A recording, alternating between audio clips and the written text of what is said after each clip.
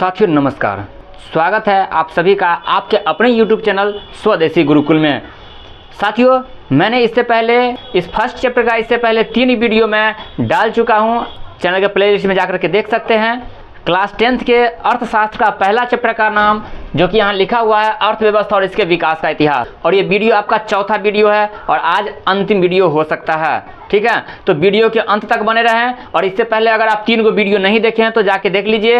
हमारे चैनल को अगर अभी तक सब्सक्राइब नहीं किए तो सब्सक्राइब कर लीजिए, ताकि क्लास 10th के सभी सब्जेक्ट का चैप्टर बाय चैप्टर आपको मिलता रहे वीडियो फ्री में। ठीक है, तो वीडियो का हम शुरुआत करते हैं। यहाँ पर टॉपिक है आर्थिक विकास की माप और इसके सूचकांक। इससे पहले हम आपको आर्थिक विकास और मौद्रिक विकास के बारे में बताए थे। आज हम वही आर्थिक विकास के अंदर कुछ विशेष टॉपिक पर चर्चा करते हैं जो आपको जानना बहुत ज़रूरी है। ठीक है, और ये चीज़ कंपटीशन के एग्जाम वालों को भी जानना बहुत ज़रूरी है। यहाँ पर क्या है, आर्थिक विकास। तो आर्थिक विकास के बारे में तो हम आपको पढ़ा चुके हैं। ठीक है, लेकिन आर्थिक विकास की माप कैसे करेंगे और इसका सूचकांक क्या होता है, इस चीज पर हम विचार अब करने वाले हैं। ठीक है, तो ध्यान दीजिएगा कि आर्थिक विकास की माप और आर्थिक विकास की सूचकांक क्या होता है। तो आर्थिक विकास की माप और सूचकांक को समझने से पहले, अगर इस चीज को अच्छे से समझना है तो इस चीज के लिए पहले 2 टॉपिक को समझना होगा, और दोनों टॉपिक क्या है, राष्ट्रीय आय और प्रति व्यक्ति आय। तो राष्ट्रीय आय और प्रति व्यक्ति आय को हम डिटेल में थोड़ा समझते हैं, उसके बाद हम चलेंगे इसके माप और सूचकांक की ओर। ठीक है, तो राष्ट्रीय आय क्या होता है, मतलब नेशनल इनकम क्या होता है।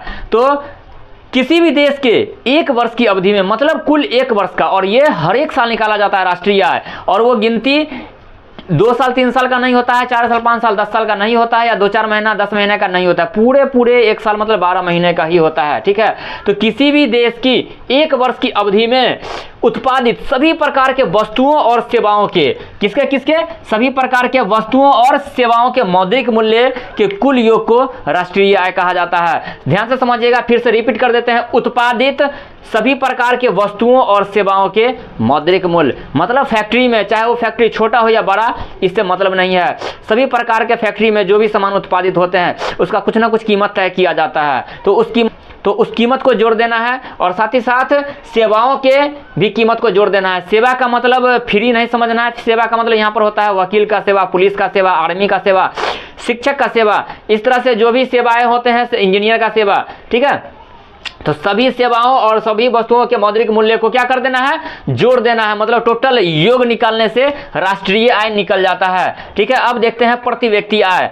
प्रति व्यक्ति आय क्या होता है, इससे पहले हम आपको राष्ट्रीय आय बताए हैं। अगर आपको राष्ट्रीय आय समझ में आएगा तभी आपको प्रति व्यक्ति आय समझ में आएगा। तो होता क्या इसका डिफिनेशन में, कि जब राष्ट्रीय आय को क्या है, जब राष्ट्रीय आय को देश की कुल जनसंख्या से क्या करते हैं, भाग देते हैं। फिर से समझिएगा, जब राष्ट्रीय आय को क्या करते हैं, भाग देते हैं, किससे, देश की कुल जनसंख्या से भाग देते हैं, तो भागफल जो प्राप्त होता है साथियों, वही भागफल को हम प्रति व्यक्ति आय कहते हैं। ठीक है, तो प्रति व्यक्ति आय का यहाँ पर एक फॉर्मूला भी लिखा गया है कि प्रति व्यक्ति आय बराबर राष्ट्रीय आय बटा देश की कुल जनसंख्या, और यहाँ पर इंग्लिश में भी लिखा हुआ है पर कैपिटा इनकम, मतलब प्रति व्यक्ति आय बराबर नेशनल इनकम बटा टोटल पॉपुलेशन। इस तरह से आप लिख सकते हैं। जब भी कभी आपको लिखना हो फॉर्मूला किसी भी चीज का, चाहे वो किसी भी सब्जेक्ट में हो, तो आप साथियों ध्यान दीजिएगा, ये ट्रिक अपनाइएगा। फॉर्मूला लिख करके उसको इस तरह से बॉक्स में बंद कर दिया तो देखने में थोड़ा सा अट्रैक्शन लगता है। ठीक है, थोड़ा सा दूर से देखने में ज्यादा मजा आता है। ठीक है, अब इसके प्रति व्यक्ति आय और राष्ट्रीय आय के कुछ मुख्य बिंदु पर हम विचार करते हैं। ठीक है, यहाँ लिखा हुआ है साथियों, वर्ल्ड बैंक एक रिपोर्ट जारी करता है जिसे कहा जाता है विश्व विकास रिपोर्ट, वर्ल्ड डेवलपमेंट रिपोर्ट, और ये रिपोर्ट जो है 2006 में जारी किया गया था। और 2006 में जो जारी किया गया उस रिपोर्ट में क्या कहा गया कि 2004 में जिस देश का इनकम 4,53,000 प्रति वर्ष होता है, मतलब जिस देश का प्रति वर्ष प्रति व्यक्ति इनकम 4,53,000 होता है, उस देश को विकसित की श्रेणी में रखा गया है। उसे समृद्ध देश भी कहा जाता है। ठीक है, उसे अमीर देश भी कहा जाता है। लेकिन थोड़ा सा ध्यान देने वाला बात यह है कि जिस देश का प्रति व्यक्ति आय प्रति वर्ष 37,000 हो या 37,000 से कम हो, तो उस देश को अविकसित देश कहा जाता है या विकासशील देश कहा जाता है। साथियों, विकासशील देश का मतलब होता है कि वो गरीब है, और विकसित देश का मतलब होता है कि वो अमीर है। और अमीर और गरीब का डिफिनेशन यहाँ से भी हम निकाल सकते हैं। ठीक है, कि कि 2006 में जो रिपोर्ट जारी किया गया था कि 2004 के अनुसार कि जिस देश का इनकम हर साल 4,53,000 होता है उसे अमीर भी कहा जाता है, उसे विकसित देश भी कहा जाता है, डेवलप कंट्री भी कहा जाता है, समृद्ध देश कहा जाता है, परिपूर्ण देश कहा जाता है, या इससे अधिक हो फिर भी। लेकिन जिस देश का इनकम 37,000 या इससे कम होगा उस देश को गरीब या अविकसित या फिर विकासशील देश भी कहा जाता है। ठीक है साथियों, ये जो डाटा है ना 2006 में जो पब्लिश किया गया था कि 2004 में 4,53,000 जिसको होगा वो अमीर कहलाएगा या फिर जिसका 37,000 रुपया होगा या उससे कम होगा वो गरीब कहलाएगा। इस डाटा के अनुसार, ये डाटा पूरे विश्व का है, पूरे वर्ल्ड का है, उसी डाटा के अनुसार भारत का यहाँ पर देखिए, भारत का प्रति व्यक्ति आय 2004 में कितना था? 28,000 था। ध्यान देने वाली बात यह है कि कितना होना चाहिए? 37,000 होना चाहिए, जबकि उससे कम 28,000 ही हमारे देश का प्रति व्यक्ति आय था। कब? 2004 में। और उसी समय का पंजाब का प्रति व्यक्ति आय कितना था? पर कैपिटा इनकम कितना था? 26,000 रुपया प्रति वर्ष था। ठीक है, जबकि केरल का कितना था? 22,800 और जो हमारे बिहार का था 5,700। साथियों ध्यान देने वाला बात यह है कितना? 37,000 से ऊपर होना चाहिए, जबकि हमारे बिहार का कितना है? 5,700 था। ये था प्रति व्यक्ति आय 2004 का। तो साथियों इस चीज से आप अनुमान लगा सकते हैं कि हमारा बिहार कितना पीछे है। और पीछे होने का कारण एक कारण नहीं, बहुत सारे कारण हैं। इसके बाद जब हम ये माह पर सूचकांक बता देंगे तब हम आपको बताएंगे कि हमारा बिहार आखिर इतना पीछे क्यों है। वीडियो के अंत तक बस बने रहिएगा, तब आपको पता चलेगा कि बिहार के गरीबी के कारण, बिहार के पिछड़ेपन के कारण।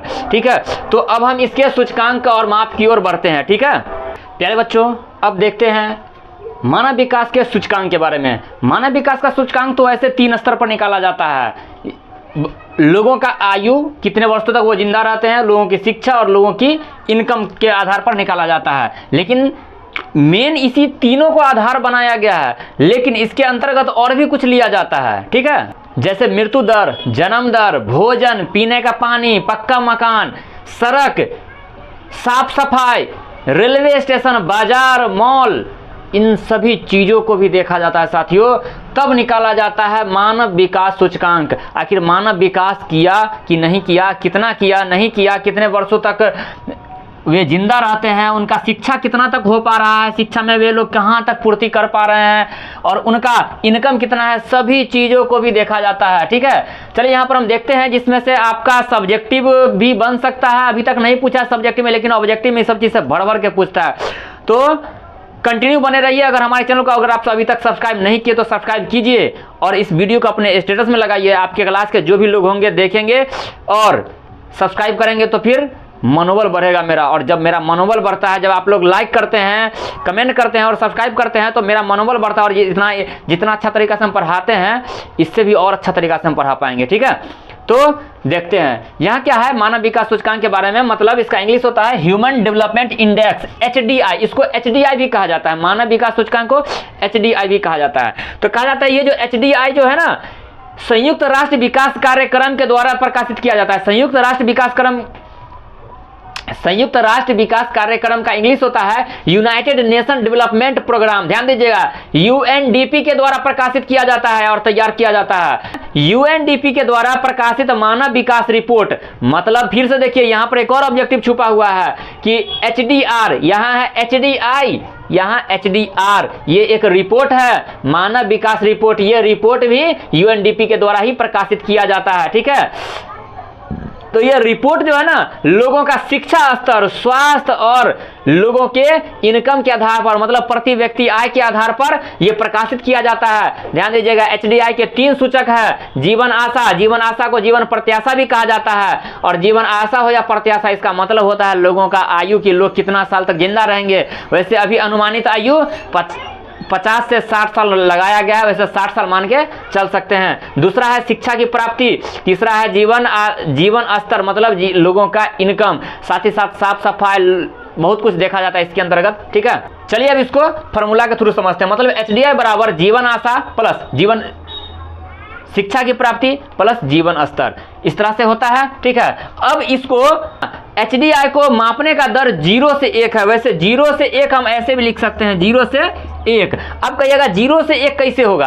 आप लोग दशमलव पढ़े होंगे, मैथमेटिक्स में पढ़े होंगे कि जैसे 0.05 या 0.38 या 3.5 इस तरह से पढ़े होंगे। मतलब ये 0 से ऊपर है और 1 से कम है, बस उसी तरह 0 से अधिक और 1 से कम, इसी के आधार पर निकाला जाता है। ठीक है, तो हम देखते हैं आगे कि कैसे निकाला गया है।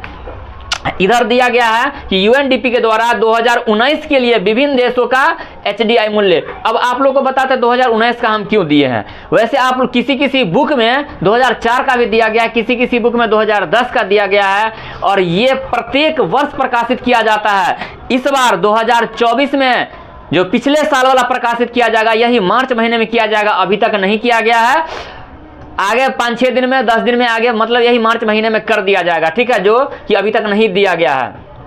तो हम 2019 का क्यों दिए हैं। रही बात 2021 का, हम यहाँ पर भी दिए हैं 2020 से 21 का, 2021 से 22 का, 2022 से 23 का। इससे पहले हम इधर का देख लेते हैं 2019 वाला कि एचडीआई क्रम में पहला स्थान किसका था। मतलब ये लोगों, मतलब कितना डेवलप किया, सबसे ज्यादा पहला स्थान डेवलप करके कौन लाया था, तो नॉर्वे लाया था।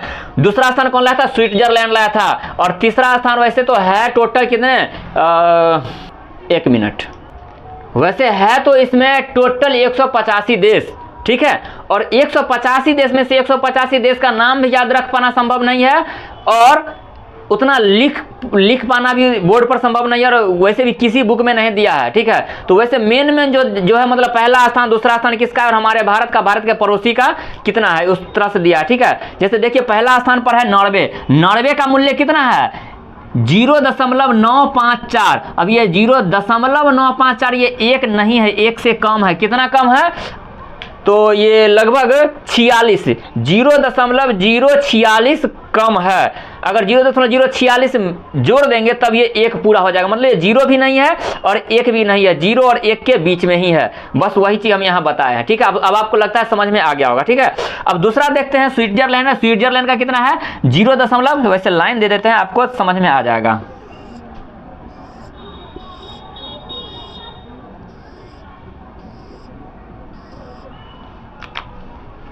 स्विट्जरलैंड का 0.946 है। वैसे ही 6वां स्थान किसका, ऑस्ट्रेलिया का। ऑस्ट्रेलिया कितना है, 0.938 है। और वैसे 71वां स्थान किसका है, तो श्रीलंका का है। श्रीलंका कितना का है, श्रीलंका का 0.780।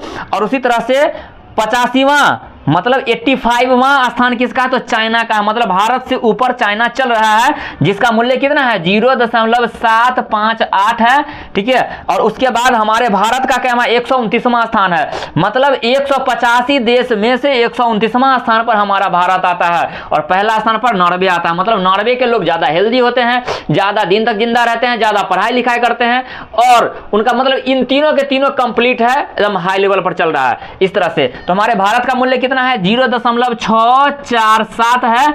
और 152वां स्थान पाकिस्तान का है। ठीक है, देखिए 185 देश में से 152वां स्थान पाकिस्तान का है, और उसका मूल्य कितना है, 0.564। वैसे हम लिखते भारत तक ही, लेकिन पाकिस्तान से काफी कंपटीशन चल रहा है, पाकिस्तान भी कंपटीशन कर रहा है भारत से, लेकिन फिर भी पाकिस्तान आगे निकल नहीं पा रहा है। क्यों नहीं निकल पा रहा है, ये उसकी समस्या है। पहले हम लोग अपना देखते हैं। ठीक है, तो पड़ोसी देश है, इसलिए हम इस तीनों का ले लिए हैं। वैसे तीनों का सबसे ज्यादा है, सॉरी, इन तीनों का सबसे ज्यादा है, और ये तीनों हमारे भारत के पड़ोसी देश हैं, इसलिए हम इसका ले लिए हैं। ठीक है, तो ये था 2019 का। अब देखते हैं 20 से 21 का, और इसमें सभी देश का हम नहीं बताए हैं, इसमें सिर्फ अपने भारत का ही बताया है। ठीक है, जैसे 2020 से 2021 में जो प्रकाशित किया गया था, जिसमें यहां देखिए 185 देश शामिल थे, जबकि यहां 189 लोग शामिल थे। ठीक है, तो उस 189 देश में से हमारे भारत का 131वां स्थान था। यहां पर आप देखिए कि भारत का क्या स्थान था, 129वां,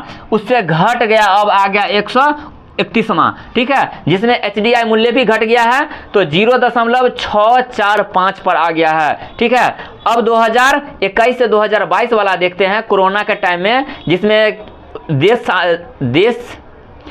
देश सेम है, 189 देश ही है, जिसमें भारत का स्थान 132वां है। मतलब एक कदम और भारत पीछे चला गया, जिसका एचडीआई मूल्य 0.633 है। ठीक है, अब देखते हैं 2022 से 2023 का जो करंट वाला है, जो अभी तक प्रकाशित हुआ है, अब नया आने वाला है। 2022 से 2023 में कितने देश शामिल थे, यूएनडीपी में टोटल 191 देश शामिल थे। उस 191 देश में से हमारे भारत का स्थान 132वां था, एक कदम और भारत पीछे चला गया, ठीक है।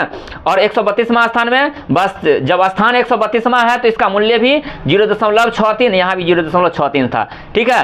अब इस आधार पर बीमारू राज्य भी भारत में प्रकाशित किया गया और बीमारू राज्य से खूब क्वेश्चन पूछता है, ठीक है। तो हम यहां पर आपको अभी बताते हैं बीमारू राज्य के बारे में। साथियों, बीमारू राज्य को देखते हैं और ये डाटा 2001 के अनुसार है, जो बुक में दिए हुआ है। 2001 के अनुसार बीमारू राज्य का दर्जा किस किस राज्य को मिला है। जिस बीमारू राज्य, बीमारू का मतलब ये नहीं कि वो हमेशा बीमार रहता है, मतलब वो डिजीज से ग्रसित रहता है, बीमार से ग्रसित नहीं। ये आर्थिक स्थिति, पढ़ाई लिखाई, यहाँ पर जो हम अभी बताएं इस आधार पर बीमारू है, ठीक है। जिसमें BI का मतलब होता है हमारा बिहार, ठीक है, और M का मतलब होता है मध्य प्रदेश, और A का मतलब असम होता है साथियों, ठीक है, और R मतलब राजस्थान होता है, U मतलब उत्तर प्रदेश होता है। लेकिन हम अभी का डाटा बता रहे, करंट का डाटा, जिसमें से ये असम हट जाता है, ठीक है, असम ये हट जाता है, ठीक है। ध्यान दीजिएगा कौन कौन हट रहा है, ध्यान दीजिएगा।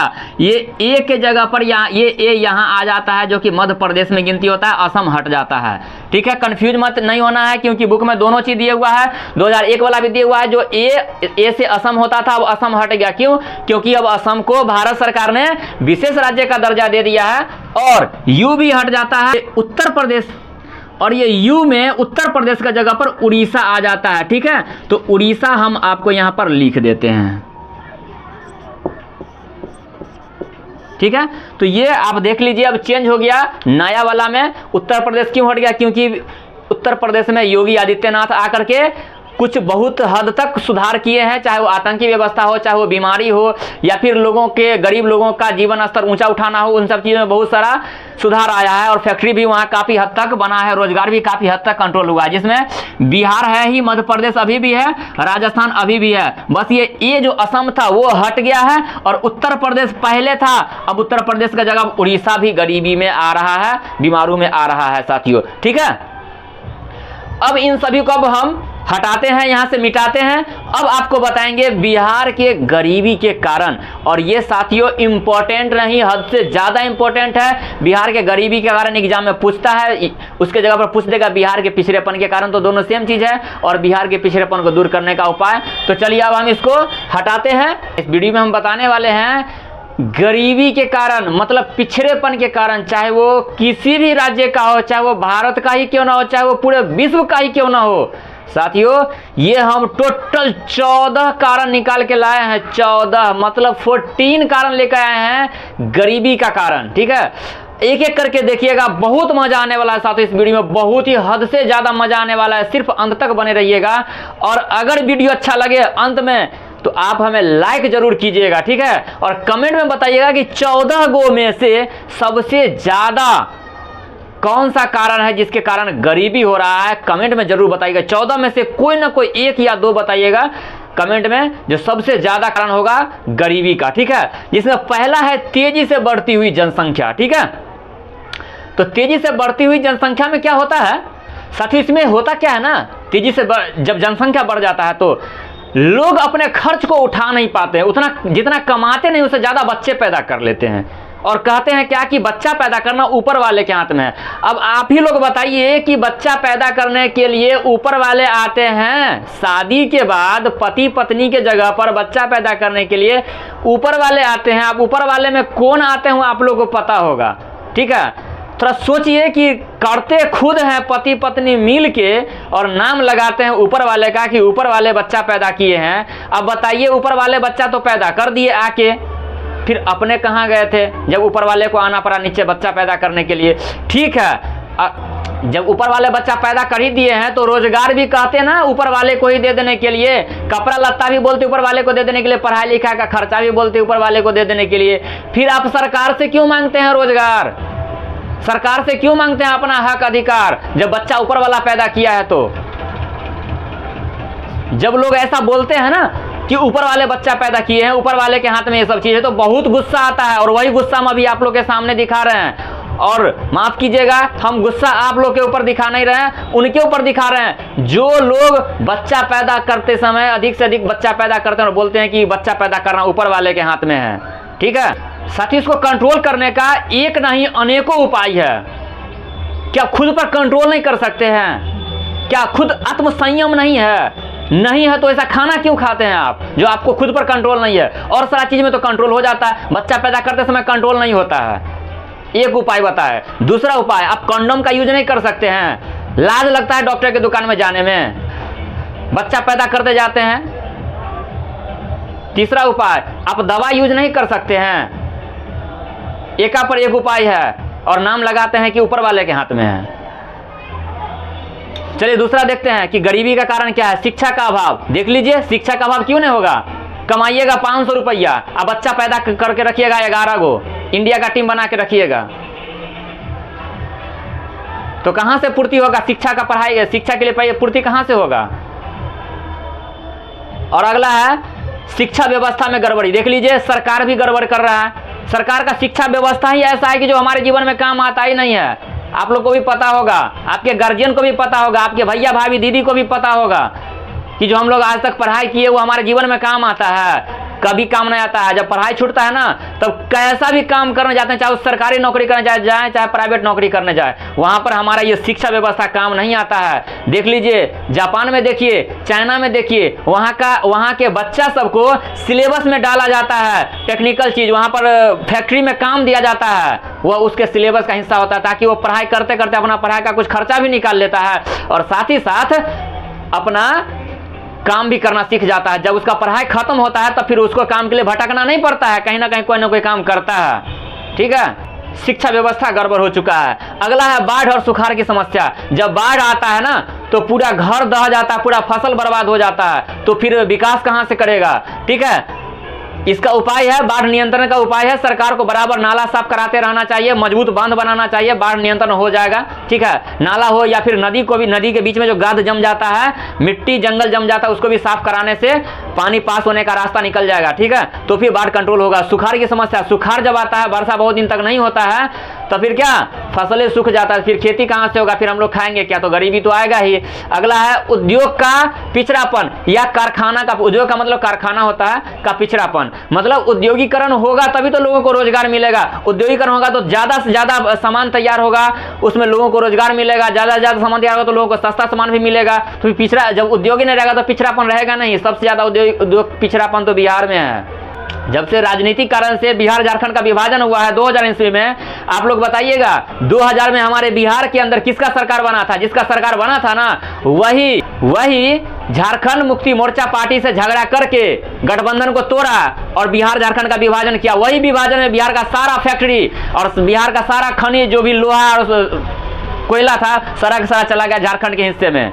और उस दिन के बाद से जो बिहार के खंगाल बना, उसके बाद फिर बिहार में होश नहीं आया है और इसी कारण से बिहार बदनाम है। ठीक है, और आप लोगों को भी पता होगा कि बिहार का नाम ऊंचा किस किस कारण से था और बर्बाद किस कारण से हुआ, अभी हम आपको बता दिए हैं। अगला कारण देखिएगा, बेरोजगारी। जब लोगों को रोजगार नहीं मिलेगा ना, जब जनसंख्या बढ़ा लीजिएगा ज्यादा तो रोजगार कहां से मिलेगा? जब रोजगार नहीं मिलेगा, बेरोजगार रहिएगा तो खाइएगा कथी? फुटहा। आगे देखिए, आधारभूत संरचना का अभाव। आधारभूत संरचना का मतलब क्या होता है? आधारभूत संरचना अभाव आपको हम पिछले वीडियो में बताए थे आधारभूत संरचना क्या होता है। देखिए यहाँ, ये हो गया त्रिभुज। ठीक है, त्रिभुज में जैसे ए बी सी, और ए बी सी में से इसका आधार कौन है? आधार बी है, सॉरी इसका आधार बी सी है, मतलब ये त्रिभुज बी और सी पर टिका हुआ है। हमारा आधार क्या है? हमारा आधार हमारा पैर है। घर का आधार क्या होता है? घर का पिलर होता है। ठीक उसी तरह से कहने का मतलब कि अर्थव्यवस्था का आधार क्या होता है?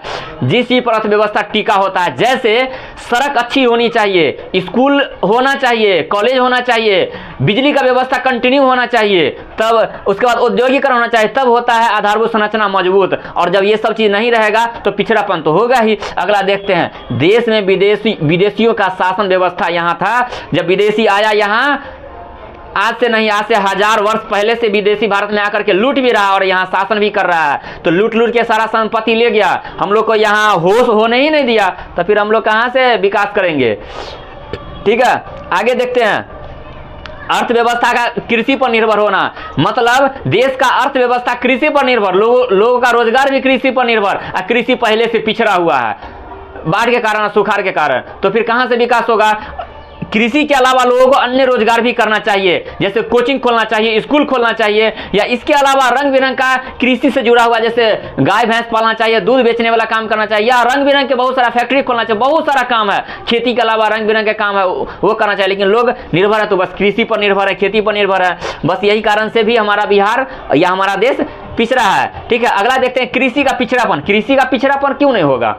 जब लोगों के पास पूंजी रहेगा, एक और छूट गया, पूंजी का अभाव भी छूट गया। आप नोट कर लीजिएगा, पूंजी का अभाव। ठीक है, तो पूंजी का अभाव के कारण भी हमारे यहाँ गरीबी है। ठीक है, और कृषि का पिछड़ापन मतलब लोग कोई लोग क्या करते हैं, खेती ना पुराने पद्धति के अनुसार खेती करते हैं। ठीक है, जैसे खाद के जगह या गोवा के जगह राख छींट देते हैं, तो फिर फसल जो है सो फसल में मजबूती नहीं आ पाता, उसका उर्वरा शक्ति कम जाता है, तो फिर खेती अच्छे से नहीं हो पाता। खेती की पिछड़ापन होने के कारण भी हमारा राज्य या हमारा देश गरीब है। आगे देखते हैं तकनीक का अभाव। नए नए टेक्नोलॉजी जब आता है तो फिर काम अच्छा से होता है, डेवलप होता है। जब टेक्नोलॉजी का अभाव होगा, तकनीक का अभाव होगा, तो गरीबी तो होगा ही ना। अगला क्या है, खराब विधि व्यवस्था या प्रशासन व्यवस्था। ये तो सबको पता है कि हमारे यहाँ के प्रशासन जितना खराब है, उससे ज्यादा हमारे यहाँ के जनता खराब है। तुरंत घूस दे देता है और घूस देकर के अपना काम निकलवा है, और प्रशासन भी उतना ही बड़का मूर्ख कि घूस लेकर के और देश के साथ गद्दारी करता है।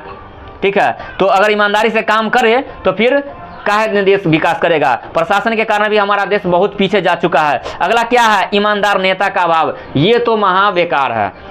हमारे देश के अंदर जितने भी नेता है ना, सब के सब, चाहे वो किसी भी पार्टी के हो, सब के सब देश को लूटने पर लगे हुए हैं। ठीक है, क्योंकि राजनीतिक कारणों से हमारे देश के अंदर जब भी कोई अच्छा कानून बनाया जाता है तो विपक्ष पार्टी क्या करता है, अच्छा कानून के अंदर से कुछ ना कुछ कमी निकाल के और देश में दंगा करवा देते हैं, कहीं ना कहीं धरना प्रदर्शन करवा देते हैं। ठीक है, तो अच्छा कानून, अच्छा विधि व्यवस्था भी, कोई भी कानून नया बनाया जाता है तो वो उसको भी हटवा दिया जाता है, देश में लागू ही नहीं होने दिया जाता है। इस वजह से भी हमारा देश बहुत पीछे जा चुका है। ठीक है, और अगला है और अंतिम है अभिभावक की लापरवाही। ये भी एक बहुत बड़ा कारण है। अगर देश में सारा चीज, सारा सुविधा रहता भी है, फिर भी अभिभावक मतलब गार्जियन जो है ना, लापरवाही करते, अपने बच्चे पर ध्यान नहीं देते, इसलिए बच्चा भी विकास नहीं कर पाता है।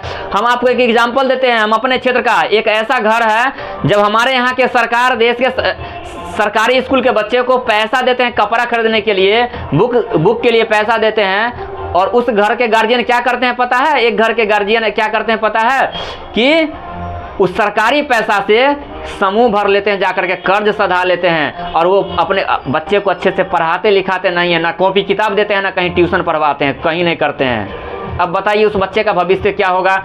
सरकार दे रहा है, फिर भी सरकारी पैसा से वो समूह भर लेता है और खा पी करके खत्म कर देता है। और कर्ज क्यों लेता है, घर चलाने के लिए नहीं, एक कर्ज लेता है दूसरे कर्ज को सधाने के लिए। साथ ही वहाँ आगे चल के एक सेशन चलाएंगे, गरीबी दूर करने का उपाय हम आपको बताएंगे और अमीर बनने का उपाय बताएंगे। ठीक है, वो सेशन चलेगा, आगे चल के हम अभी नहीं चलाएंगे, इसलिए हमारे चैनल को आप सब्सक्राइब कर लीजिए। ठीक है, और वीडियो अगर अच्छा लगा हो तो लाइक जरूर कीजिएगा, और कमेंट में बताइए कि इसमें से आपको सबसे ज़्यादा अच्छा क्या लगा, और सब्सक्राइब जरूर कीजिए। और साथियों, ये जानकारी अगर चाहते हैं किसी को देना तो उसको शेयर जरूर कीजिए, ताकि उसके अंदर का खोपड़ा खुले और उसको भी ये सब चीज समझ में आए। ठीक है, मिलते हैं फिर साथियों।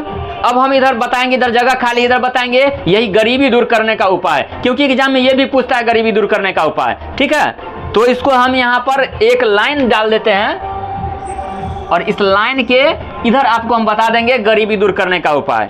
और गरीबी दूर करने का उपाय कोई भारी नहीं है, घबराना नहीं है। जो कारण है ना, यही कारण को पलट दीजिए, यही कारण ही इसका उपाय है। बताते हैं कैसे। जैसे तेजी से बढ़ती हुई जनसंख्या, तो जनसंख्या नियंत्रण, जनसंख्या कंट्रोल कीजिए।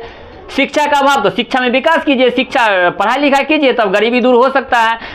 शिक्षा व्यवस्था का गड़बड़ी, अब ये गड़बड़ी जो है, आप उस नेता को चुनिए जो नेता आपके शिक्षा व्यवस्था को सुधार सकता है, या शिक्षा व्यवस्था में परिवर्तन ला सकता है, या फिर जो सरकार शिक्षा व्यवस्था में परिवर्तन लाए उस व्यवस्था को पहले जानिए, समझिए, और तब उस सरकार को समर्थन दीजिए। ठीक है, और उसको वोट भी कीजिए।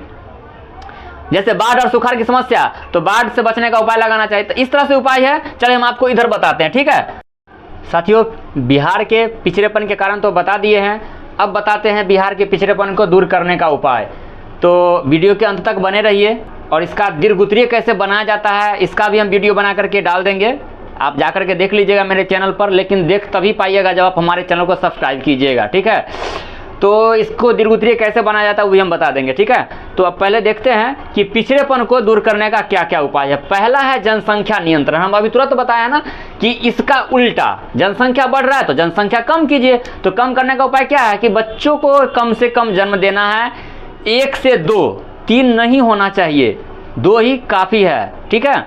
वैसे किसी लोगों से सुनते हैं कि 1 ही सही है, पर वो आपके ऊपर डिपेंड करता है कि 1 करे या 2, पर फिर भी 2 से ज़्यादा नहीं होना चाहिए। प्लीज़ रोकिएगा ज़्यादा जनसंख्या ना, जनसंख्या जब रोकिएगा ना तो संसाधन कम खर्च होगा। जनसंख्या बढ़ने से संसाधन ज़्यादा खर्च होता है, चाहे वो देश का संसाधन हो, चाहे प्राकृतिक संसाधन हो, या फिर आपके घर का संपत्ति हो, कुछ भी। जनसंख्या बढ़ने से ज़्यादा संपत्ति खर्च होता है, इसलिए तो गरीबी बढ़ता है।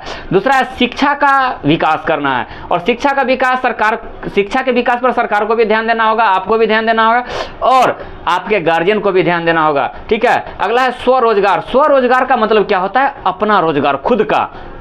मतलब किसी के यहाँ नौकरी नहीं करना है, ना तो प्राइवेट नौकरी करना है, ना ही सरकारी नौकरी करना है, बस वो स्वरोजगार होना चाहिए, अपना खुद का मालिक होना चाहिए। चाहे वो 5,000 का बिजनेस हो या फिर 50,000 का हो, चाहे वो आप ठेला ही क्यों ना डालने, बस वो खुद का होना चाहिए। यहाँ पर है स्वरोजगार, अपना रोजगार, खुद क्रिएटर बनिए, क्रिएटर। जब क्रिएटर बनिएगा ना तभी गरीबी दूर होने वाला है, या ठीक है। आगे है बाढ़ और सुखाड़ से बचने का उपाय लगाना। इसका उपाय कैसे लगा सकते हैं? बाढ़ से बचने का उपाय, बाढ़ क्यों आता है? नदी में पानी ज़्यादा हो जाता है और नदी का पानी आसपास के क्षेत्रों में चला जाता है। क्यों नदी के पानी आसपास के क्षेत्र में इसलिए जाता है? क्योंकि नदी में गाद जम जाता है और तरह तरह के मिट्टी कहीं कहीं से आके कट के जम जाता है, पन्नी है तो कपड़ा है, जैसे अंत संड भर जाता है। नदी में पानी पास होने का जगह नहीं रहता है, पानी की जगह मिट्टी आ गया तो पानी पास तो अगल बगल होगा ही, और साथ ही साथ बांध भी टूट जाता है, ठीक है। तो नदी को साफ कराते रहना चाहिए, सरकार को इस चीज़ पर ध्यान देना चाहिए, ठीक है। और साथ ही साथ बांध भी मजबूत बनाना चाहिए, ठीक है। इसके बाद क्या है? औद्योगिकरण को बढ़ावा देना चाहिए। हमारे क्षेत्र में एक गांव है जितवारपुर में बहुत बड़ा फील्ड है, ठीक है। और उस फील्ड में ना आया था फैक्ट्री बैठाने के लिए, लेकिन वहां पर के कुछ जाति का हम नाम नहीं लेंगे, जो भी निजी जमीन वाले थे वो जमीन अपना बेचने से इनकार कर दिए, बोले हम जमीन नहीं देंगे। भाई जमीन नहीं दीजिएगा तो फैक्ट्री कहाँ बैठाया जाएगा? हवा में तो बनेगा नहीं फैक्ट्री। जो जमीन आपको देना है उस जमीन के बदला तो आपको मुआवजा मिल रहा है ना। अभी हमारे इधर 6 लेन रोड बन रहा है, तो 6 लेन रोड जो बन रहा है, तो जब रोड बन जाएगा तो फायदा किसको होगा? रोड के आसपास के लोगों को फायदा होगा। लेकिन इस बीच में जो रास्ते में जो जमीन मिल रहा है, तो जमीन का अच्छा कीमत दिया गया है जमीन वाले को, ठीक है, सरकार दिया है वो कीमत। तो कहने का मतलब औद्योगिकरण को आप लोग बढ़ावा दीजिए। जब भी उद्योग बैठाने का बात किया जाए तो साथ ही साथ वृक्षारोपण भी कीजिए ताकि प्रदूषण नहीं होगा। अगला आधारभूत संरचना को मजबूत करना। यहाँ बताए थे हम आधारभूत संरचना क्या होता है, मतलब बिजली कंटिन्यू होना चाहिए, शिक्षा व्यवस्था अच्छी होनी चाहिए, प्रशासनिक व्यवस्था अच्छी होनी चाहिए, परिवहन की सुविधा अच्छी होनी चाहिए, तब वो आधारभूत मजबूत होगा, ठीक है। आगे कृषि के अलावा अन्य रोजगार में भाग लेना। जैसे हमें देख लीजिए, मेरे दादाजी कृषि किया करते थे, लेकिन हम आज पढ़ाना शुरू कर दिए। मतलब कृषि के अलावा भी कोई और काम करना, मतलब दादाजी के साथ तो खेती करते ही थे, लेकिन हम कृषि के अलावा हम पढ़ाना भी शुरू कर दिए। इसी तरह से आप कोई और भी रास्ता चुन सकते हैं। अगला है आधुनिक तरीके से कृषि करना। आधुनिक तरीके से कृषि करने से मतलब ये है कि खेत में गाय का या भैंस का गोवा डालिए, गोबर वाला गोवा डालिए, रासायनिक खाद का प्रयोग कीजिए, और साथ ही साथ कीटनाशक दवा का भी प्रयोग कीजिए, ठीक है। आगे है ईमानदार प्रशासन का होना और ईमानदार नेता का होना, ठीक है। ईमानदार प्रशासन और नेता से मतलब ये है कि हमारे यहाँ का जो प्रशासन है ना, वो घूसखोर है, लतखोर है, पॉकेट खर्चा निकालने के लिए बिना मतलब वो किसी न किसी को टॉर्चर करते रहता है, ठीक है। उसके बाद नेता तो उससे भी बड़का खत्म है। क्यों? क्योंकि जब भी कोई सरकार कोई योजना लेकर के आता है देश के विकास के लिए, तो विपक्ष पार्टी क्या करता है, उस योजना को नकार देता है और जाकर के लोगों को भड़काता है दंगा करने के लिए, ठीक है। तो इस वजह से अब देश में दंगा ही होगा तो विकास कब होगा, ठीक है। आगे है केंद्र सरकार से अधिक मात्रा में संसाधनों का हस्तांतरण करना। मतलब ये थोड़ा समझिएगा अच्छे से। अभी तुरंत बताए थे हम कि बीमारू राज्य में असम था, असम को हटा दिया गया। क्यों? क्योंकि उसको विशेष राज्य का दर्जा मिला, और केंद्र सरकार से असम को रंग बिरंग का संसाधन मिलता है। वही चीज यहाँ लिखे हैं, बिहार सरकार को बहुत कम ही मिलता है, केंद्र सरकार से संसाधन बिहार सरकार को कम मिलता है। और बिहार के लोग इतने ना तेज हैं, इतना ना तेज हैं कि टैक्स चोरी खूब भर भर के करते हैं। कमाते तो नहीं है लेकिन टैक्स चोरी खूब करते हैं, ठीक है। और कमेंट में गलत मत कमेंट कीजिएगा, क्योंकि टैक्स किसको देना चाहिए आपको पता होना चाहिए। पता नहीं है तो अब जाके सर्च कीजिए कि टैक्स किसको भरना चाहिए, कितना कमाई होता है तो टैक्स भरना चाहिए। हम कम कमाने वाला को नहीं बोल रहे हैं, जो ज़्यादा से ज़्यादा कमाते हैं फिर भी टैक्स नहीं देते, हम उनको बोल रहे हैं, ठीक है।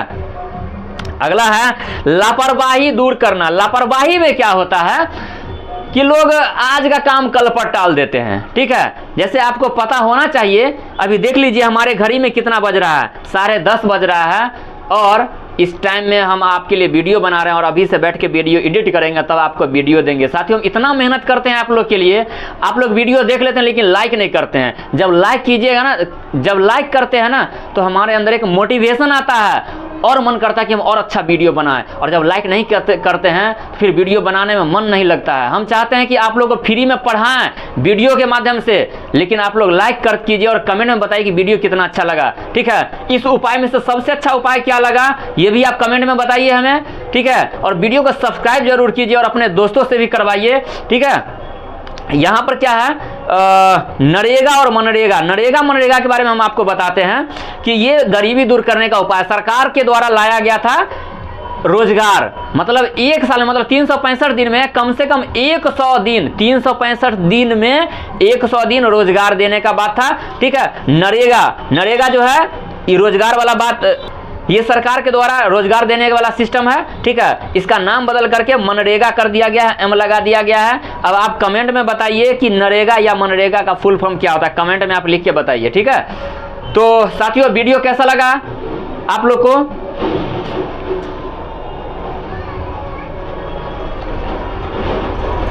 साथियों अंत तक बने रहने के लिए धन्यवाद। आज का ये चैप्टर खत्म हो गया। आपका चैप्टर का नाम क्या था, अर्थव्यवस्था और इसके विकास का इतिहास। अब अगला वीडियो जो आएगा वो आपको भूगोल का आएगा, भूगोल का पहला चैप्टर का आएगा। अगर आप भूगोल का पहला चैप्टर देखना चाहते हैं तो इस चैनल को सब्सक्राइब जरूर कीजिए।